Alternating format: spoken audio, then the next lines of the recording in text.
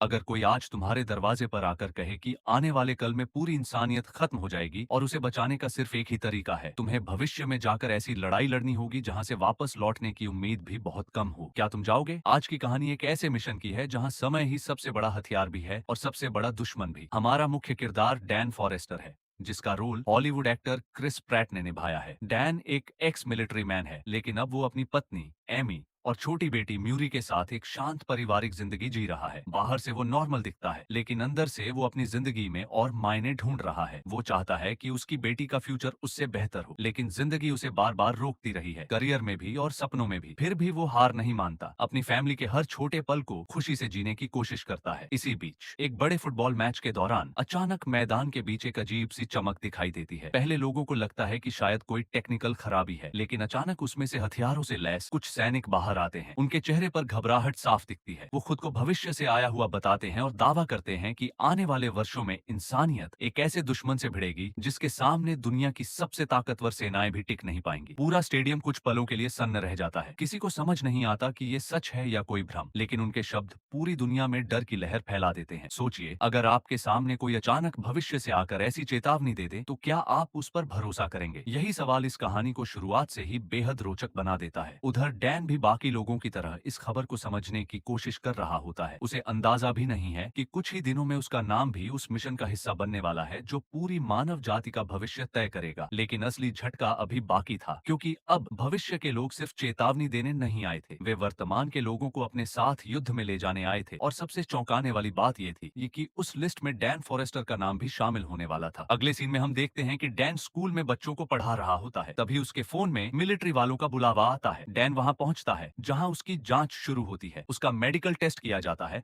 और उसके हाथ में एक मशीन लगाई जाती है जो उसे भविष्य में भेजने के काम आने वाली होती है। वहीं डैन की मुलाकात अपनी पत्नी से होती है। उसकी पत्नी डैन से कहती है कि तुम मत जाओ, क्योंकि अब तक जितने भी लोग भविष्य में गए हैं उनमें से बहुत कम लोग ही वापस लौट कर आए हैं। वह डैन से वहां से भाग जाने के लिए कहती है, लेकिन डैन उसे समझाता है कि सरकार से कोई भाग नहीं सकता। तभी उसकी पत्नी उसे बोलती है कि तुम अपने पिता के पास जाओ, शायद वो तुम्हारी मदद कर सकते हैं। इसके बाद डैन अपने पिता के पास जाता है। डैन के पिता पहले मिलिट्री में रह चुके होते हैं, लेकिन सरकार और डैन के पिता के बीच पहले से ही काफी खराब संबंध होते हैं। फिर भी डैन अपने पिता से मदद मांगता है। शुरुआत में दोनों के बीच बातचीत होती है, लेकिन कुछ पुरानी बातों को लेकर दोनों के बीच बहस हो जाती है। मामला बिगड़ जाता है और डैन वहां से वापस आ जाता है। घर वापस आने के बाद डैन अपनी पत्नी को समझाता है कि भविष्य में जिन लोगों के लिए उन्हें लड़ना है वो भी हमारे ही लोग हैं। आने वाले समय में वो भी किसी के बच्चे और परिवार होंगे और आज उन्हें हमारी जरूरत है। डैन की बात सुनकर उसकी पत्नी आखिरकार मान जाती है। इसके बाद डैन अपनी बेटी म्यूरी के पास जाता है। वो अपनी बेटी को भी समझाता है और उसे बताता है कि उसे कुछ समय के लिए दूर जाना पड़ेगा। म्यूरी भी अपने पापा की बात समझ जाती है और उसे जाने देती है। अब डैन भविष्य में जाने वाली जगह पर पहुंचता है। वहां उसके साथ बहुत सारे लोग मौजूद होते हैं। इन सभी लोगों को भविष्य में जाकर उस जंग में लड़ने के लिए भेजा जाना होता है। वहीं डैन की मुलाकात चार्ली से होती है। चार्ली डैन को बताता है कि उसे बहुत डर लग रहा है, लेकिन फिर भी उसे जाना पड़ेगा। डैन और चार्ली कुछ देर बात करते हैं और फिर दोनों भविष्य में जाने के लिए तैयार हो जाते हैं। अगले दिन इन सभी लोगों को भविष्य में भेजने की तैयारी शुरू हो जाती है। एक एक करके लोगों को टाइम जंप के लिए भेजा जाता है। धीरे धीरे पूरी लाइन आगे बढ़ती जाती है और लोग एक एक करके भविष्य में पहुंचने लगते हैं। लेकिन जैसे ही डैन की बारी आती है, टाइम जंप मशीन में अचानक खराबी आ जाती है। इस खराबी की वजह से डैन और बाकी लोग सही जगह पर पहुंचने के बजाय आसमान में बहुत ऊपर पहुंच जाते हैं। इसके बाद सभी लोग बादलों के ऊपर से नीचे गिरने लगते हैं। बहुत सारे लोग जमीन पर गिर जाते हैं और मारे जाते हैं। कई लोग घायल हो जाते हैं। वहीं कुछ लोग एक बिल्डिंग के ऊपर बने स्विमिंग पूल में गिरते हैं। डैन और चार्ली भी किसी तरह इस हादसे में बच जाते हैं। जब डैन उठकर सामने देखता है तो पूरा शहर आग की लपटों से घिरा हुआ दिखाई देता है। हर तरफ तबाही मची हुई होती है। बड़ी बड़ी बिल्डिंग्स टूट चुकी होती हैं और चारों तरफ सिर्फ मलबा दिखाई दे रहा होता है। ये पूरा मंजर देखकर डैन और बाकी बचे हुए लोग डर जाते हैं। उन्हें अब समझ आ जाता है कि भविष्य में इंसानों की हालत कितनी खराब हो चुकी है। तभी डैन के कान में लगे कम्युनिकेशन डिवाइस से कर्नल की आवाज आती है। कर्नल डैन से कहती है कि तुम पहले मिलिट्री में काम कर चुके हो, इसलिए अब तुम इस टीम के लीडर हो। इसके बाद कर्नल उन्हें सामने मौजूद एक बिल्डिंग के बारे में बताती है। उस बिल्डिंग के अंदर उसकी रिसर्च टीम एक लैब में फंसी हुई होती है। कर्नल डैन को आदेश देती है कि उसे अपनी टीम के साथ उस बिल्डिंग में जाना है और वहां फंसी हुई रिसर्च टीम को सुरक्षित बाहर निकालना है। डैन सामने उस तबाह बिल्डिंग को देखता है। अभी कुछ देर पहले ही वो अपनी जान बचाकर यहाँ पहुंचा था और अब उसे एक और मिशन मिल चुका था, लेकिन उसके पास रुकने का कोई रास्ता नहीं था। अब डैन अपनी टीम को इकट्ठा करता है और उस बिल्डिंग की तरफ आगे बढ़ने लगता है। अब डैन अपनी टीम के साथ उस बिल्डिंग की तरफ जाने लगता है। डैन की टीम में एक ऐसा आदमी भी होता है जो भविष्य में पहले भी 2 बार आ चुका होता है। उसका नाम डोरियन होता है। कुछ लोग बिल्डिंग के बाहर ही रुक जाते हैं और डैन, चार्ली, डोरियन और कुछ दूसरे लोग बिल्डिंग के अंदर जाने लगते हैं। जैसे ही ये लोग अंदर पहुंचते हैं, वहां का पूरा मंजर देखकर उन्हें समझ आ जाता है कि यहाँ भी काफी तबाही हो चुकी है। चारों तरफ सामान बिखरा हुआ होता है, दीवारें टूटी हुई होती हैं और पूरा रास्ता सुनसान पड़ा होता है। डैन और उसकी टीम धीरे धीरे आगे बढ़ती है। तभी उनकी नजर ऊपर की तरफ जाती है, जहां पूरी की पूरी रिसर्च टीम फंसी हुई मिलती है, लेकिन अब उनमें से कोई भी जिंदा नहीं होता। डैन तुरंत कर्नल से संपर्क करता है और उसे बताता है कि रिसर्च टीम के लोग मर चुके हैं। कर्नल डैन से कहती है कि अगर एलियंस ने इन लोगों को यहाँ छोड़कर रखा है तो बहुत मुमकिन है कि वो दोबारा यहाँ वापस आए। इसीलिए अब डैन को बिना समय बर्बाद किए लैब में जाना होगा। कर्नल उसे बताती है कि लैब के अंदर एक एंटीडोट रखा हुआ है जिसमें 12 सीसी की दवा मौजूद है। डैन को किसी भी हालत में उसे ढूंढकर वापस लाना है, लेकिन परेशानी ये थी कि उनके पास ज्यादा समय नहीं था। कर्नल डैन को बताती है कि सिर्फ 3 मिनट बाद पूरे शहर को मिसाइलों से उड़ा दिया जाएगा। मिलिट्री के विमान रास्ते में निकल चुके थे और अब उनके पास वापस लौटने का ज्यादा समय नहीं था। डैन अपनी टीम के साथ जल्दी से लैब की तरफ बढ़ता है। सभी लोग एंटीडोट ढूंढने में लग जाते हैं और आखिरकार उन्हें वो मिल जाता है। अब उनका अगला काम था यहाँ से जल्दी बाहर निकलना। डैन और बाकी लोग बिल्डिंग के दूसरे रास्ते से बाहर निकलने लगते हैं। वो धीरे धीरे सीढ़ियों से नीचे आ रहे होते हैं। तभी अचानक ऊपर की तरफ से एक अजीब सी आवाज सुनाई देती है। सभी लोग रुक जाते हैं। डैन ऊपर की तरफ देखता है और वहां उसे एक खतरनाक एलियन दिखाई देता है। अगले ही पल वो एलियन उनकी तरफ हमला कर देता है। डैन और बाकी लोग तुरंत उस पर गोलीबारी शुरू कर देते हैं, लेकिन वो एलियन इतनी आसानी से रुकने वाला नहीं होता। वो तेजी से नीचे आता है और टीम के लोगों पर हमला करने लगता है। इसी बीच आसपास से और भी एलियंस वहां पहुंच जाते हैं। अब डैन की पूरी टीम मुश्किल में फंस जाती है। सभी लोग अपनी जान बचाते हुए लगातार फायरिंग करते हैं, लेकिन धीरे धीरे टीम के कई लोग पीछे रह जाते हैं और डैन के साथ मौजूद लोगों की संख्या कम होती जाती है। किसी तरह डैन, चार्ली, डोरियन और बाकी बचे लोग उन एलियंस से रास्ता बनाते हुए बिल्डिंग से बाहर निकलने में कामयाब हो जाते हैं। बाहर आते ही उन्हें सामने से कुछ मिलिट्री की गाड़ियां आती हुई दिखाई देती हैं। गाड़ियां देखकर सभी को लगता है कि अब उन्हें बचा लिया जाएगा, लेकिन तभी कुछ एलियन अचानक उन गाड़ियों पर हमला कर देता है और उन्हें पलट देता है। मिलिट्री के लोग भी अपनी तरफ से मुकाबला करने लगते हैं। डैन और उसकी टीम फिर से गोलीबारी शुरू कर देती है। तभी कर्नल की आवाज उनके कम्युनिकेशन डिवाइस में आती है। कर्नल उन्हें तुरंत वहां से निकलने के लिए कहती है, क्योंकि अब मिसाइलें शहर की तरफ भेजी जा चुकी थी। डैन और बाकी बचे लोग जितनी तेजी से हो सकता है वहां से भागने लगते हैं। उनके पीछे अभी भी एलियंस का खतरा था और ऊपर से मिसाइलें भी आने वाली थीं। कुछ ही देर बाद आसमान से मिसाइलें गिरनी शुरू हो जाती हैं। पूरा शहर तेज धमाकों से हिल जाता है और कुछ ही समय में आग और धुएं से भर जाता है। डैन और उसके साथ ही किसी तरह उस इलाके से बाहर निकलने में कामयाब हो जाते हैं। इसके बाद अगले सीन में डैन की आंखें एक अस्पताल में खुलती हैं। डैन कुछ देर तक आसपास देखता है और फिर उसे अपने पास चार्ली दिखाई देता है। चार्ली को जिंदा देखकर डैन को राहत मिलती है कि कम से कम उसका दोस्त तो बच गया। इसके बाद डैन बाहर आता है, जहां उसे डोरियन बैठा हुआ दिखाई देता है। डैन उसे अपने बाकी साथियों के बारे में पूछता है। डोरियन उसे बताता है कि बाकी कई साथी उस मिशन में वापस नहीं आ सके और उनके शवों को ताबूतों में रखा गया है। डैन कुछ देर के लिए चुप हो जाता है। अभी कुछ समय पहले ही ये लोग उसके साथ भविष्य में आए थे और अब उनमें से ज्यादातर लोग वापस नहीं लौट पाएंगे। तभी कुछ मिलिट्री वाले डैन के पास आते हैं और उसे बताते हैं कि कर्नल ने उसे बुलाया है। डैन कर्नल से मिलने पहुंचता है। वहां कर्नल उससे उसका नाम पूछती है। डैन अपना नाम बताता है। तभी उसे पता चलता है कि कर्नल का नाम भी फॉरेस्टर है। डैन ये सुनकर हैरान रह जाता है, क्योंकि उसे समझ नहीं आता कि आखिर उसका और इस कर्नल का क्या संबंध है। कर्नल डैन को अपनी लैब में लेकर जाती है और उसे एलियंस के बारे में एक बेहद जरूरी बात बताती है। वो बताती है कि नर एलियंस मादा एलियंस को हमेशा एक गड्ढे के अंदर छुपा कर रखते हैं। इतना ही नहीं, जब भी मादा एलियन खतरे में होती है तो बहुत सारे नर एलियंस उसकी रक्षा करने के लिए वहां पहुंच जाते हैं। कर्नल के मुताबिक इसका मतलब ये हो सकता है कि मादा एलियन के अंदर ही इन एलियंस को खत्म करने का कोई रास्ता मौजूद है। अब मिलिट्री का पूरा ध्यान एक मादा एलियन को पकड़ने पर होता है।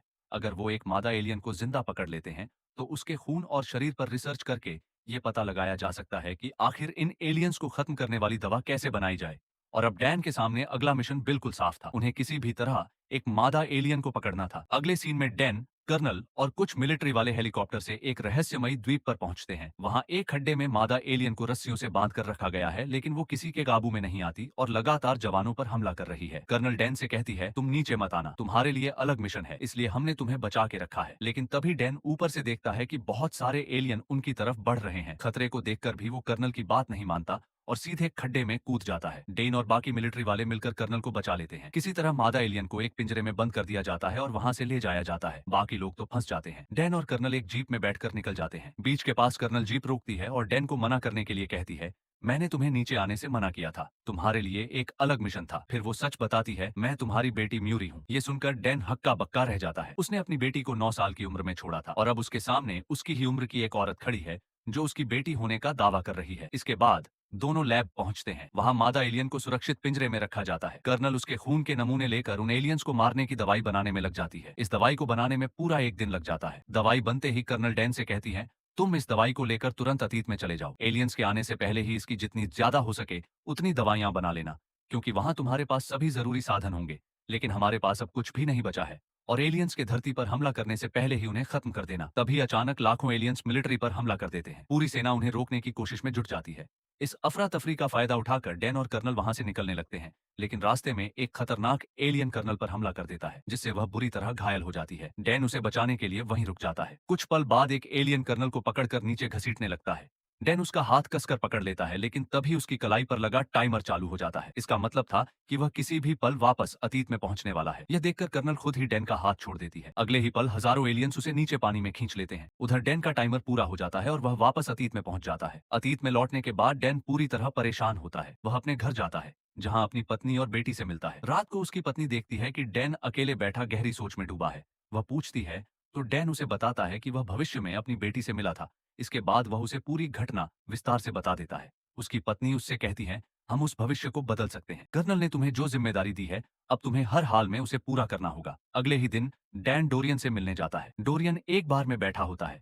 डैन उसे कहता है कि हम अभी भी दुनिया को बचा सकते हैं। डैन डोरियन से पूछता है कि तुम्हारे पास उन एलियंस का एक नाखून था ना? डोरियन उसे बताता है कि हाँ, मैं उस नाखून को वहां से चुरा कर ले आया था। इसके बाद डैन, डोरियन और बाकी लोग चार्ली के पास जाते हैं। चार्ली अपने लैब में उस नाखून की जांच करता है। जांच करने के बाद चार्ली बताता है कि ये एलियंस शायद बर्फ के नीचे से निकले हैं। इसका मतलब ये एलियंस हजारों सालों से धरती पर मौजूद हो सकते हैं, लेकिन अभी तक इनके रहने की सही जगह का पता नहीं चला है। इसके बाद इन लोगों को पता चलता है कि ये एलियंस हजारों सालों से रूस की बर्फ के नीचे दबे हुए थे। इतने सालों तक ये एलियंस बाहर इसलिए नहीं आए क्योंकि ये बर्फ के पिघलने का इंतजार कर रहे थे। जैसे ही बर्फ पूरी तरह पिघलेगी, ये एलियंस बाहर निकल आएंगे। लेकिन सबसे बड़ी बात यह होती है कि बर्फ को पिघलने में अभी लगभग 30 साल बाकी हैं। अब डैन और उसके साथी सोचते हैं कि अगर इन एलियंस को 30 साल बाद बाहर आना है, तो इन्हें उससे पहले ही खत्म किया जा सकता है। इसके बाद ये लोग सरकार से मदद लेने का फैसला करते हैं।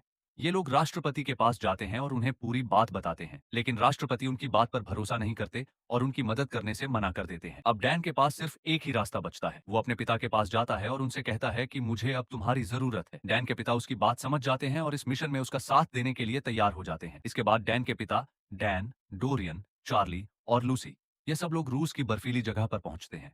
वहां पहुंचने के बाद सभी लोग अपनी अपनी बर्फ पर चलने वाली गाड़ियां लेकर उस स्पेसशिप को ढूंढने के लिए निकल जाते हैं। काफी दूर जाने के बाद एक जगह पर उन्हें कुछ शक होता है। उन्हें लगता है कि शायद स्पेसशिप इसी इलाके में बर्फ के नीचे छिपा हुआ है। इसके बाद ये लोग वहां माइंस लगाते हैं और उस जगह को धमाके से खोल देते हैं। धमाके के बाद जब ये लोग उस गड्ढे के अंदर उतरते हैं, तो उन्हें एक गुफा दिखाई देती है। सभी लोग उस गुफा के अंदर जाते हैं और जैसे ही वो अंदर पहुंचते हैं, उन्हें वहां कुछ ऐसा दिखाई देता है जिसे देखकर सभी हैरान रह जाते हैं। सब स्पेसशिप के अंदर जाते हैं, जहां उन्हें सैकड़ों अंडे दिखाई देते हैं। इन अंडों के अंदर खतरनाक एलियंस पनप रहे होते हैं। सब लोग एक एक करके उन अंडों में जहरीली दवा डालना शुरू कर देते हैं ताकि मिशन खत्म किया जा सके। तभी अचानक कई अंडे फट जाते हैं और एलियंस बाहर निकलकर उन पर हमला कर देते हैं। देखते ही देखते पूरा स्पेसशिप एलियंस से भर जाता है। हालात बिगड़ते देखते हुए डैन, चार्ली और डैन के पिता बाहर निकलकर एलियंस से लड़ने लगते हैं, जबकि लूसी और डोरियन स्पेसशिप के अंदर ही रहते हैं। लेकिन अब बहुत देर हो चुकी थी। एलियंस की तादाद लगातार बढ़ती जा रही थी। तब डोरियन एक बड़ा फैसला लेता है। वह अपनी जान की परवाह किए बिना स्पेसशिप के अंदर बम लगा देता है ताकि सारे एलियंस हमेशा के लिए खत्म हो जाएं। कुछ ही पल बाद जोरदार धमाका होता है और डोरियन अपनी जान की कुर्बानी देकर सारे एलियंस को खत्म कर देता है। बाहर आने के बाद डैन अपने पिता से पूछता है, क्या अब सारे एलियंस खत्म हो गए? तब उसके पिता बताते हैं, नहीं, एक मादा एलियन यहाँ से भाग गई है। ये सुनकर डैन समझ जाता है कि अगर वो मादा एलियन जिंदा बच गई, तो वो फिर से हजारों एलियंस को जन्म दे देगी। इसलिए उसे हर हाल में रोकना जरूरी है। डैन और उसके पिता तुरंत उसका पीछा करते हैं और कुछ दूर जाने पर आखिरकार उनका सामना उस विशाल मादा एलियन से हो जाता है। दोनों मिलकर पूरी ताकत से लड़ाई करते हैं, लेकिन वो एलियन बेहद शक्तिशाली होती है और आसानी से हार नहीं मानती। लंबी और खतरनाक लड़ाई के बाद डैन को मौका मिल जाता है। वह उसी जहरीली दवा को एलियन के शरीर में इंजेक्ट कर देता है। जहर अपना असर दिखाने लगता है, लेकिन कुछ ही सेकंड में उसका पूरा शरीर जलकर राख बनने लगता है। पहाड़ से नीचे गिरने से पहले ही वो पूरी तरह भस्म हो जाती है। आखिरकार आखिरी एलियन भी खत्म हो जाता है और इंसानों की इस जानलेवा लड़ाई का अंत जीत के साथ होता है। अब वो भविष्य आएगा ही नहीं जो इन्होंने देखा था, अब ये पूरी दुनिया को बचा लेते हैं। और इसी के साथ इस मूवी का अंत हो जाता है। ऐसी ही मजेदार थ्रिलर एक्शन मूवी देखने के लिए हमारे चैनल को लाइक और सब्सक्राइब करें।